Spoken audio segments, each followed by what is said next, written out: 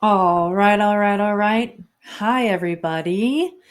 I am going to go ahead and get started. So, I'm using this new streaming platform called StreamYard, and it does not tell me how many people have joined, which I think is a good thing. Or if it does, I don't know where to find that information. So, I am excited to be here, and I hope that you all are excited to be here. And I'm going to go ahead and get started and share my screen. I do have the chat open, so if anything goes wonky with screen sharing or anything like that, please do let me know. And let's see here. All right, I should be screen sharing. Yes, yes, yes. Okay. All right, everybody. Hello, hello, hello. My name is Dr. Jen Sarrett. I am the founder and CEO of Disruptive Inclusion. And today I am going to be talking about organizational culture design, designing team cultures for innovation and excellence. So, in the next 35 minutes, I am going to challenge something that most organizations believe, that culture problems are about people. They're not, they're about systems, and systems can be designed. So, a bit about me. I didn't set out to do culture work. I started as a researcher studying how different cultures approach healthcare and disability. And I keep seeing the same patterns of exclusion, miscommunication, and wasted talent showing up in every organization I came across, no matter where in the world I was. Eventually, I realized the problem isn't that people don't care about inclusion, it's that they're using approaches that weren't designed for high stakes, science driven environments where lives depend on it. Thank you for those of you who got in the chat and said you can hear me and see my slides. uh, so I developed something different. I've used my academic background in bioethics and health equity, medical anthropology and disability, and my experience as a DEI consultant to find a better way to create inclusive work environments. I call it organizational culture design. And while I specialize in health and science, this approach works in any industry. And I've worked in media, in tech, in nonprofit, in education. So I'll be talking about health and science, but I hope that you all can translate this if you are in a different industry, and happy to provide examples for your industry if you so request it. So I start my talks with what I call an access statement. An access statement is a call out of what is and isn't accessible for an event or situation. This is for everyone, including and beyond people with disabilities. So, this is inclusion and access, regardless of what your living situation is, regardless of your identities. They're great for meetings and talks and even policy documents and things like that. And access statements, the reason why they're important is because they demonstrate to people in the room that accessibility is important for everyone and that they're imperfect. That's why we do what isn't accessible. So for today's access statement, I am going to, I have turned on captions. You can use live captions. You can join anywhere because it's a virtual talk.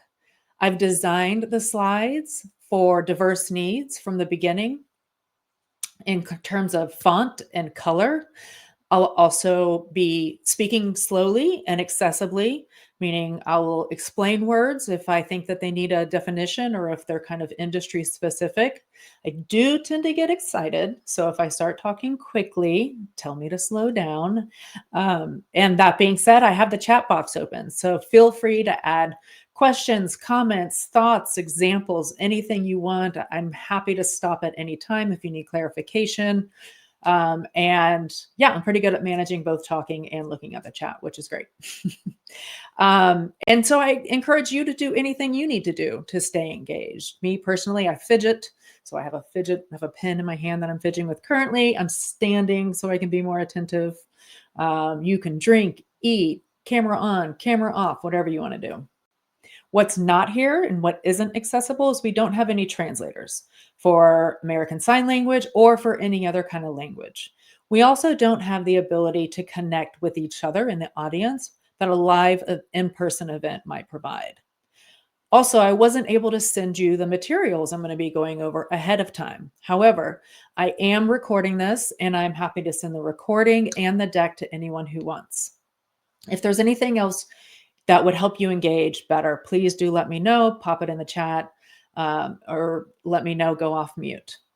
I'm telling you all of this because the principle behind access statements, designing for diverse needs from the beginning rather than accommodating for later, is exactly what we're talking about with organizational culture today. So here's what I'm not going to do today. I am not going to give you another lecture about why diversity matters. You probably know that if you're showing up here. I'm also not going to give you some generic best practices that don't work for your environment. What I am going to do is I'm going to show you why your current approaches to inclusion might be failing, or why your teams might be experiencing conflict and barriers to collaboration and innovation. And then I'm going to introduce you to a completely different framework based on architectural design principles. And we'll talk about how you can get started with this approach immediately. So here's the agenda. We're going to go over the challenge, why teams are struggling. Again, we'll be focusing on health and science, but this is an approach that works for everybody. And then we'll talk about why traditional approaches fail and maybe what we can do instead, which will lead us into an overview of what I call organizational culture design. It's a different framework, and then some tips and tricks for how to do this today, tomorrow. And then there's going to be plenty of time at the end for questions, thoughts, or if you want to talk through a challenge. So let me be direct about why healthcare is different. In most businesses, if you have poor team dynamics, a project might be delayed or employees might be frustrated. In healthcare, it can really create some poor patient outcomes, higher injury, morbidity, and mortality. So when culture fails in healthcare, patients often pay the price. If you see that first bullet point, communication breakdowns contribute to 70% of serious patient safety events. 70% communication failures. That's not abstract. That's patients harmed, fatally even, because, for example, a nurse didn't feel empowered to question a physician, or because critical information got lost in handoffs, or because cultural differences created misunderstandings during crisis moments. Healthcare is seeing burnout at crisis levels. Their healthcare leavers are leaving the field in record numbers, so there's something that needs to be done to increase retention. And traditional team building doesn't address the life or death collaboration that we see in hospitals, clinics, and other healthcare environments. And here's the brutal part. Most organizations only address these culture issues after something goes wrong, after a harmful event, after a lawsuit, after they've lost their best people. What if instead we could identify and fix those problems before they ever impacted a patient? That's what this approach, I hope, does. Or maybe I know. In science and biotech, the culture challenges look a little bit different, but they're just as costly.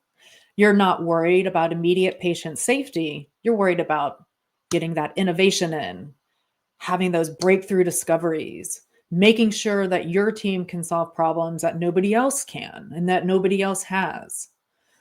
We know that research shows that diverse teams, neurologically, culturally, professionally, consistently outperform homogeneous teams on complex problem solving.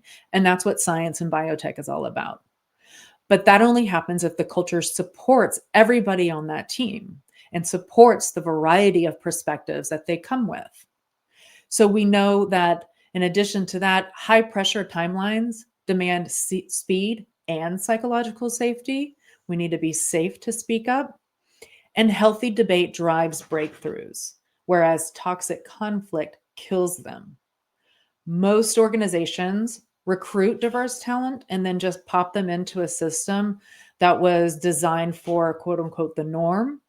And that might not work for everyone. You might have a brilliant computational biologist who thinks in visualizations and so struggles in lab and verbal only lab meetings. You might have a postdoc that comes in from a different culture, and perhaps that culture is very hierarchical and so doesn't challenge assumptions even if they see problems. You might have an autistic researcher that has insights that nobody else sees, but lacks that informal networking to get them heard. These are not people problems, right? These are design problems. These are culture and system problems. I'm going to show you a little bit more about why this matters, because people love numbers. Your leadership loves numbers. In healthcare, culture directly correlates with mortality rates and patient safety. That's not philosophical. It's measurable impact. In one meta-analysis of studies that looked at the relationship between workplace culture and patient outcomes, 90% of the studies reviewed found a correlation, a strong correlation.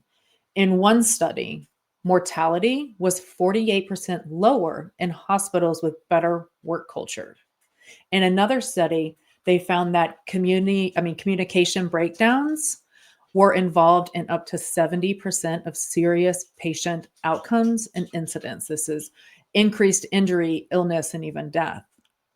And in terms of the workforce, we know that healthcare workers in teams where people work sort of side by side, but not really integrated, experience 31% higher rates of work-related injuries and illness. So it's not a safe space physically or psychologically if your culture isn't designed for everybody. When we look at statistics in science and biotech, we see that nearly half of the workforce reports that their work is exhausting, that they're exhausted from the work. A full third feel like outsiders, and over 40% experience bias. That is an astoundingly high amount. When this is the case, you're not getting the brilliance that everybody has to offer and wants to bring to the table. Your most innovative insights aren't going to be shared because people aren't feeling safe or valued. And I think this is why 68% of people in science and biotech report wanting more inclusive practices. So the question isn't whether culture matters.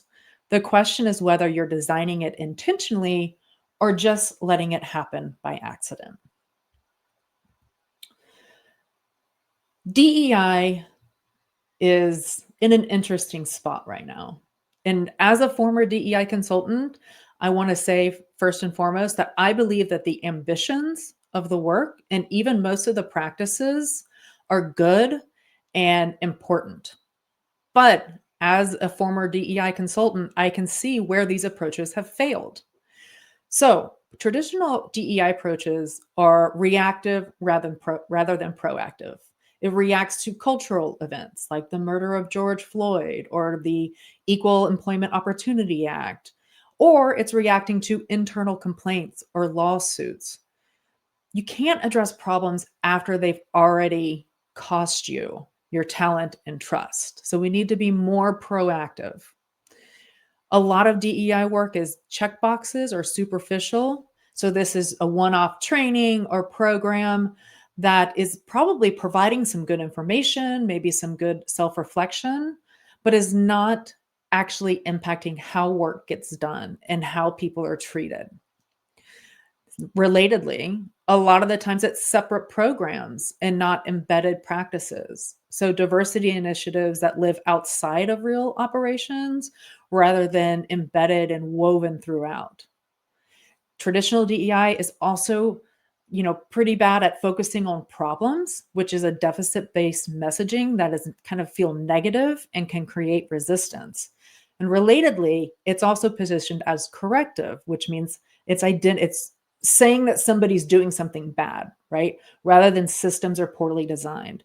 I always say that one of the things DEI has not done well is let leaders and often those leaders are white men. So leaders and white men know that DEI works for them too. So we have not done a good job about that. So let me give you an example. Let's say a biotech company loses 3 really talented postdocs in 6 months. All of these postdocs are from underrepresented backgrounds, different cultures, maybe they have disabilities. And leadership realizes that this is a problem. So they hire a DEI consultant for $50,000. They get an unconscious bias training, maybe a little assessment done. People participate, they take the quiz, there's a certification, and then everybody moves on.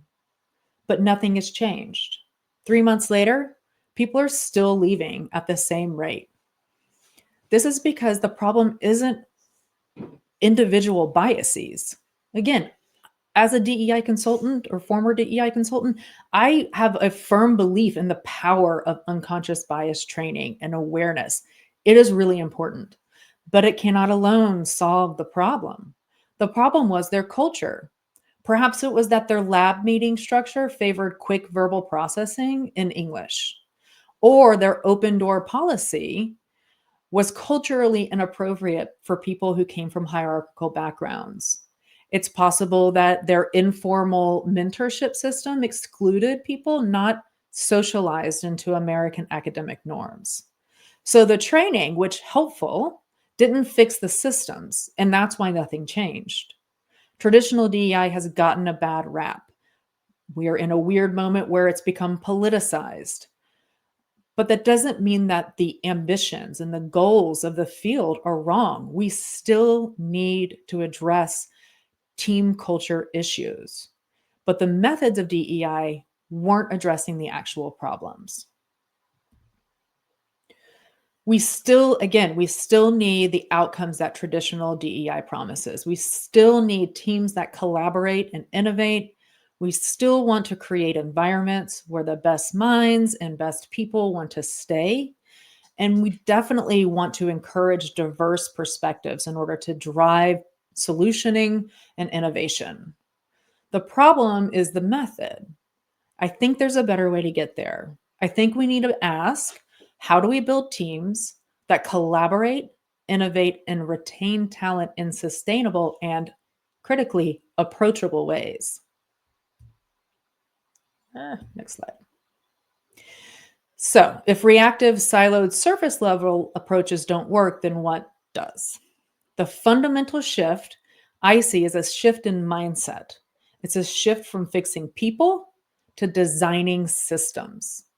So whereas traditional DEI asks, how do we avoid lawsuits and look like we care? I mean, really, they're not really doing that. That is an exaggeration. But the result is reactive, superficial, and siloed initiatives that change nothing. Organizational culture design talks about how to build systems where everybody can contribute and excel.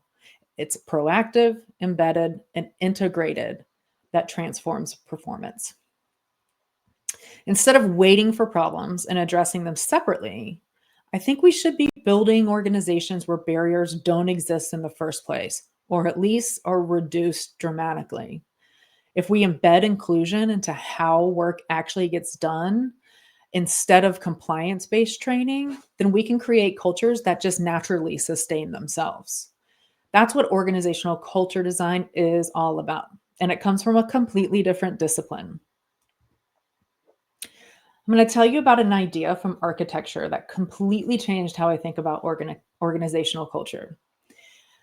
Like I said in the beginning, I come from a background in disability and neurodiversity justice. And through this work, I learned about universal design. So universal design is an architectural framework that came out of the disability rights movement of the 90s and the 80s, the 1980s and 90s. And what it did, it had, I think, 7 core principles that architects and product designers could use to build buildings, spaces, places, and even products to be as accessible as possible to as many people as possible without introducing any new barriers to anyone. So the best way to get your head around that is to look at the best example that we have, the humble curb cut. So I have here on the slide a picture of a curb cut. This is the dip between the curb and the street. These were originally designed and implemented to support people who use wheelchairs. But once they were there, we noticed that they were helpful for people with rolling bags or hand carts or strollers or people on bicycles, toddlers, people looking at their phone, really anybody crossing the street. Curbs make life easier for literally everyone. And critically, they don't make it more difficult for anyone to navigate between the curb and the street. That's what universal design is all about. It's a framework that's simple but profound. If we design for people with the most constraints, we create something that works better for everybody involved. When I started doing DEI work, I saw a natural cohesion with that work and universal design. And I started asking everybody I worked with and other people I came in contact with in the field that were doing DEI if they had heard of universal design.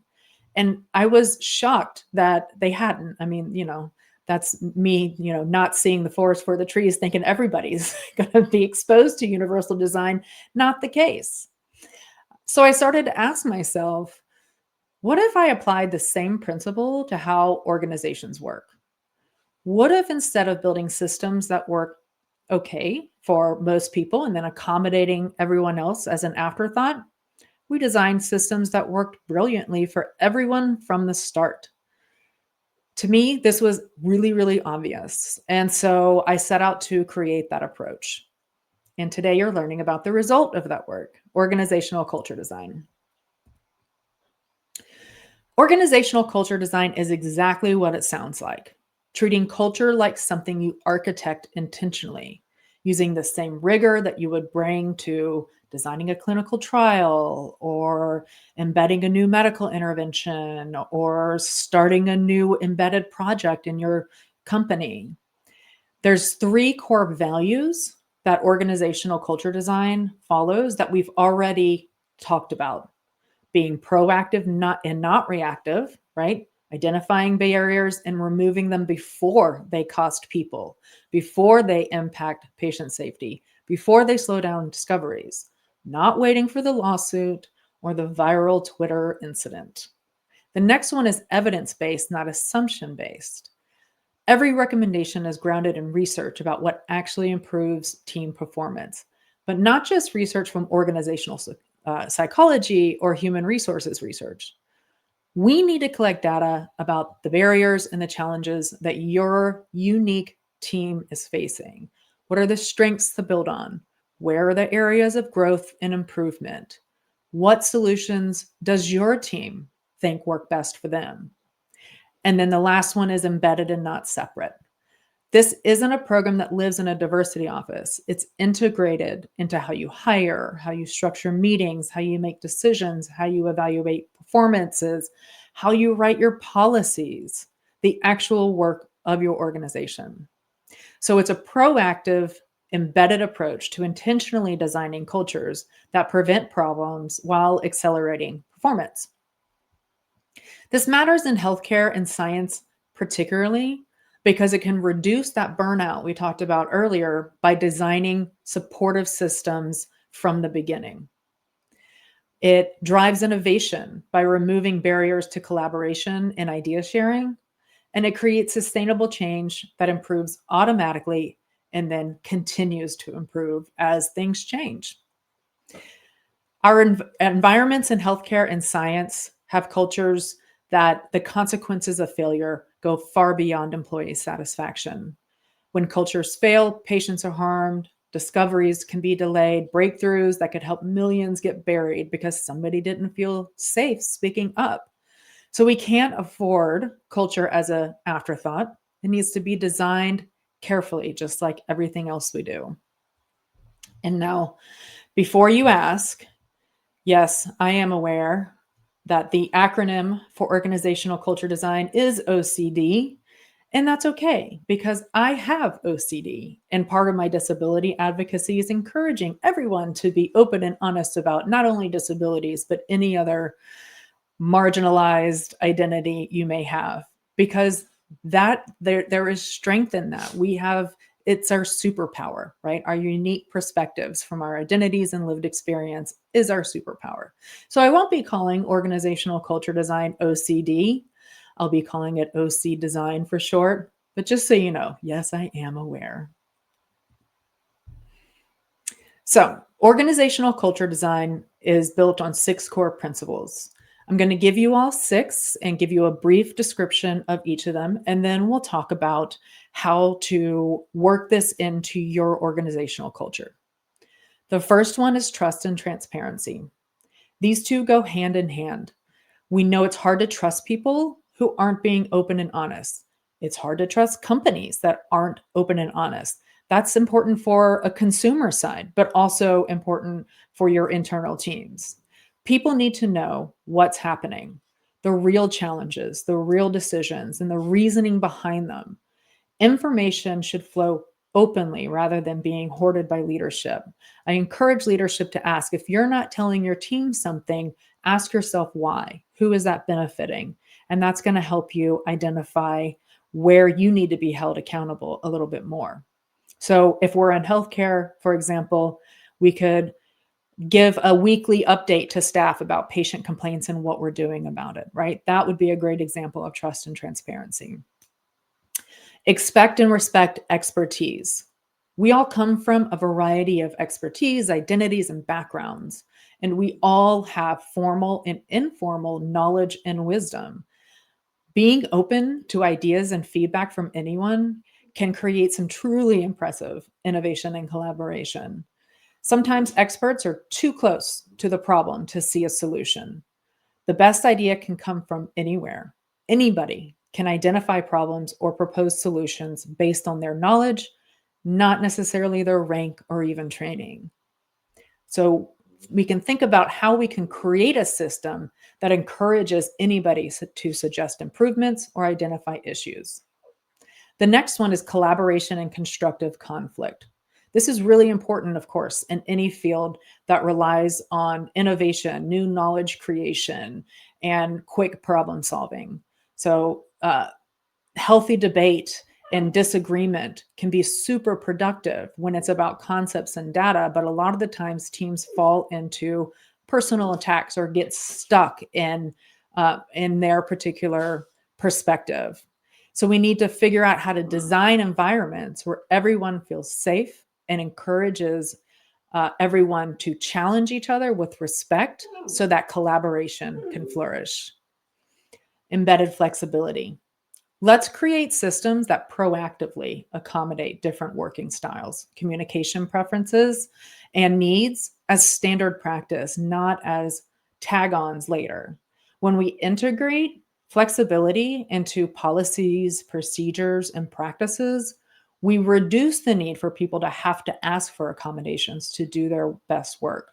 The key there is reduce. We're never going to eliminate the need for accommodations, but we can reduce it. And when we reduce it, then people feel more comfortable. Again, if we think about how to embed accessibility with things like an access statement, people know that they can reach out and ask for support when needed. The next principle is question the status quo. We've always done it this way isn't a good enough reason to continue, to keep doing something. We need to regularly examine our practices and our procedures and our policies and update based on where we see it generating barriers. Questioning the status quo can be revolutionary.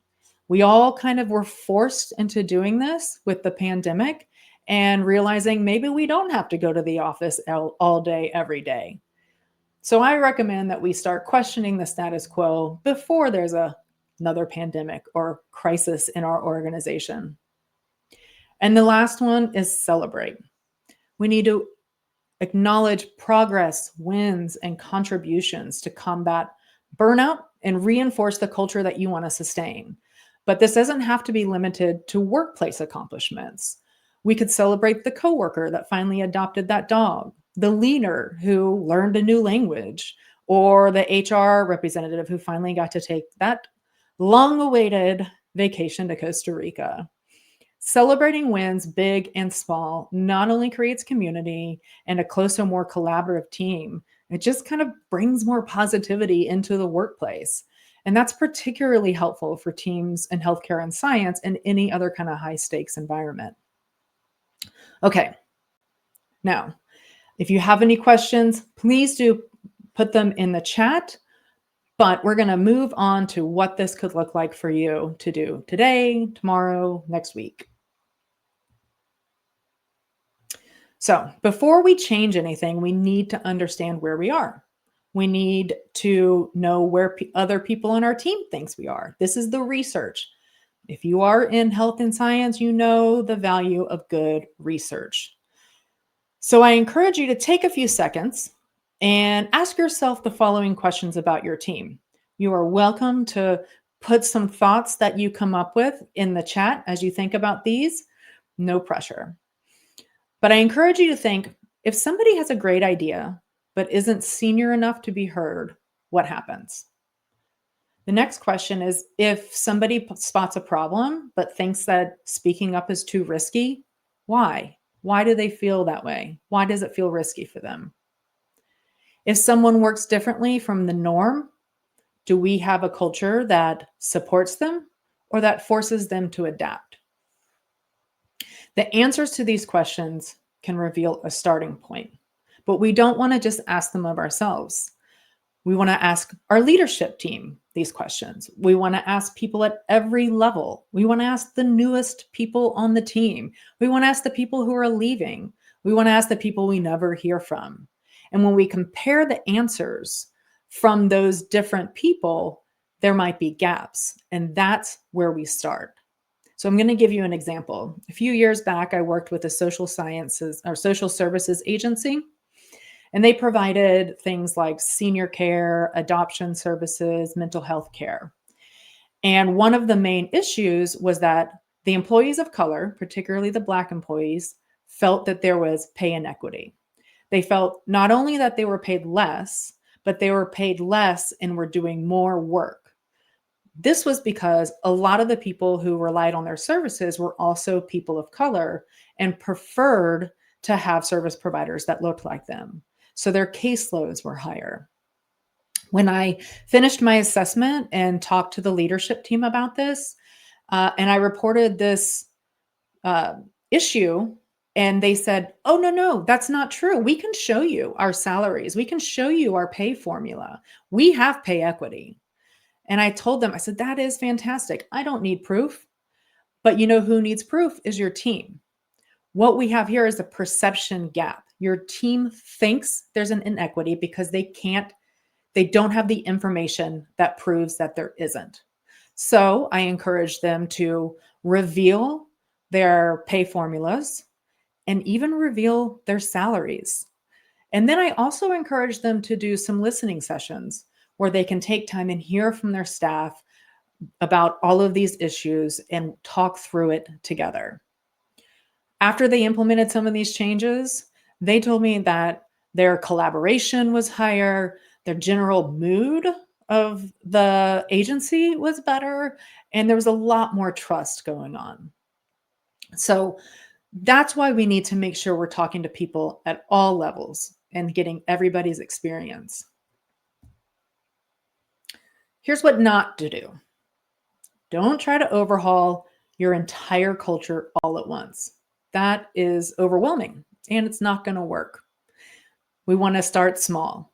We want to pick one principle that you see as perhaps weak in your organization. Identify one system where weakness shows up, and maybe test one change and measure if it helps and change it if it doesn't. We want to make it crowdsourced. Again, ask the people affected by the system what makes it hard to navigate and what they think could fix the problem. And then you want to embed it. Change how the work actually gets done, not just what you say about the work.